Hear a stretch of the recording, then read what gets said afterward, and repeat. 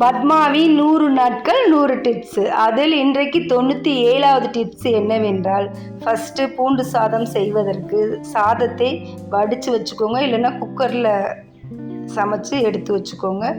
வெங்காயம், வெள்ளைப்பூடு சாதத்துக்கு தகுந்த மாதிரி எடுத்து மிக்சியில் கொரகொரப்பாக அரைச்சிக்கோங்க.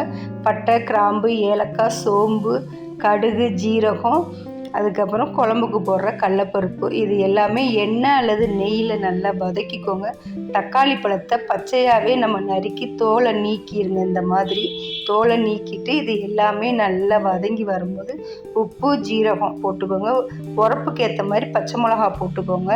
போட்டு நல்லா வதக்கிட்டு கிரேவி மாதிரி வந்ததுக்கப்புறம் நம்ம சாதம் வடித்து வச்சுருக்க சாதத்தை அதில் போட்டு நல்லா கிளறிடுங்க. கிளறிட்டு இதை வாரத்தில் ஒரு நாள் வீட்டில் நீங்கள் சமைச்சு சாப்பிடுங்க. உடம்புக்கு அவ்வளோ ஒரு ஆரோக்கியமானது, டேஸ்ட்டாக இருக்கும். செய்து பார்த்துட்டு எப்படி இருந்ததுன்னு எனக்கு கமெண்ட் பண்ணுங்கள்.